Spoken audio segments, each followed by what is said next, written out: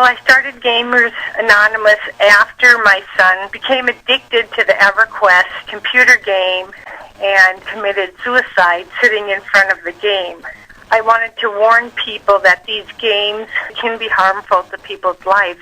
What symptoms did your son show? Well, he started spending a lot of time on the game, and he eventually lost his job. He got evicted from his place where he was living, and he started withdrawing from us. He didn't want to socialize with us anymore.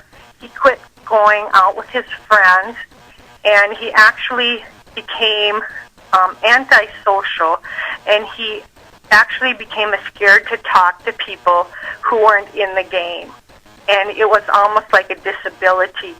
Why do you play World of Warcraft so often? I play World of Warcraft a lot because it's a very, I can't say addictive game, but it's a very emotional game. You can really get into it. It's very passionate. It's very strategic. I cooperate with a lot of my friends online. A lot of my friends, it mostly revolves around my social life at school. How long on an average weekday do you play? 2 to 3 hours, 3 to 4 hours, something around that. How long on an average weekend do you play World of Warcraft? I'll play around 13 to 14 hours, actually. I'd wake up at like 10, and I'd play till 11:30, 12:30, 10 in the morning, of course, and then 11:30 p.m. I play a lot on the weekdays because I don't have a lot to worry about. Is that a single day, or is that both days combined? Just a single day. How long on an average weekday do you play World of Warcraft? On an average weekday, I could play from 4 to 6 hours a day.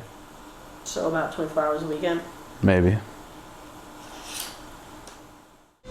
Has playing video games affected your schoolwork? It has in the past. I would get low grades, and it would be a matter of how I was playing on the computer a lot, and I would not concentrate on my homework. I'd do it quick. I wouldn't study for tests. I'd be failing a lot, but now it's improved by having more restrictions on my computer time. Has playing video games affected your reputation?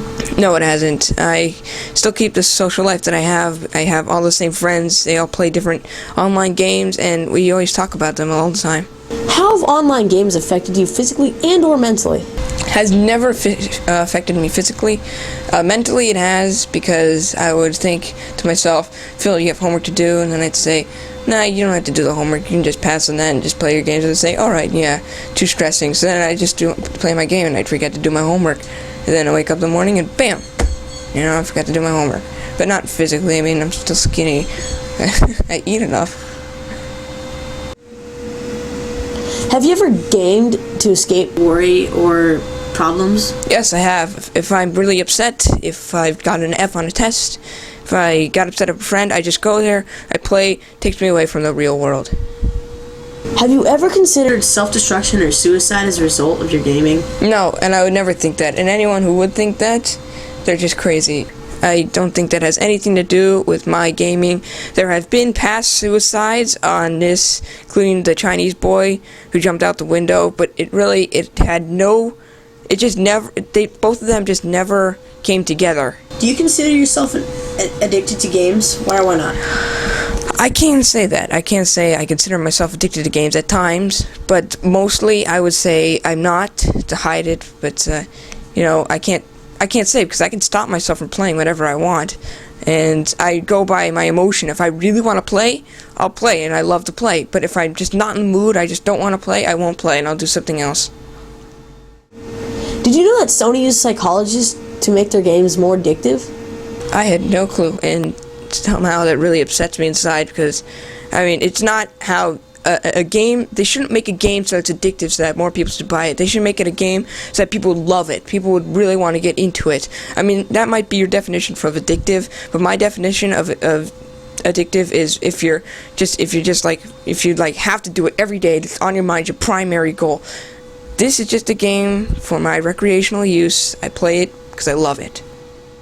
Do you believe that Sony Online Entertainment will ever claim any culpability in your son's suicide?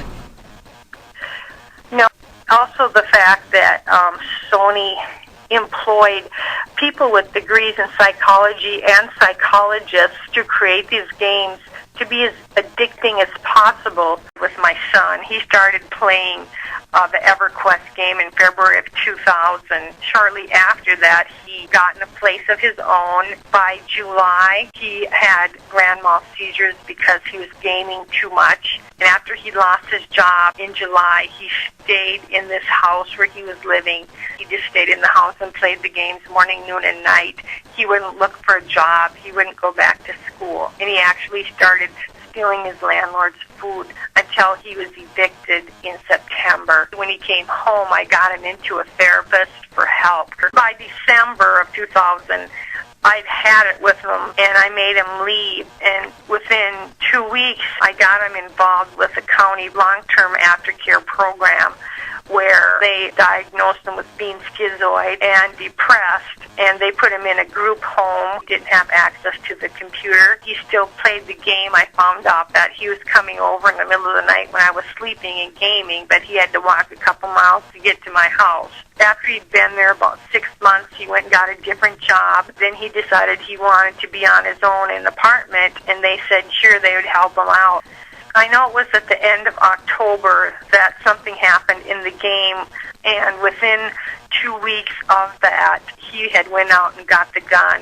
This was like the Friday before Thanksgiving. I went over to his apartment, and he wouldn't let me in, so I was talking to him through the little chain on the door, and I asked him why he quit his job. He told me he quit because he had gotten a different job. I went over to his place on Wednesday before Thanksgiving, and he didn't answer his door, and I had to go get the landlady to open it. When she opened it, that chain was across the door, and she told me I should go home and get something and get that off there. Well, I didn't do it because I didn't want to be the aggressive mother. You know, I knew that the next day was going to be Thanksgiving and that he was going to have to open it. So I went home, and then the next day after work, I stopped in to get him, and I had to have somebody let me in because he wasn't answering the door. And they let me in. I turned the knob, and it was still unlocked from the day before. And then I knew that something was wrong, and I could smell something. So I went home and I got the pliers. I went back there and broke in, and that's when I saw him. And he was sitting in front of the computer screen in his chair, and he had shot himself. And the computer game was still on the screen.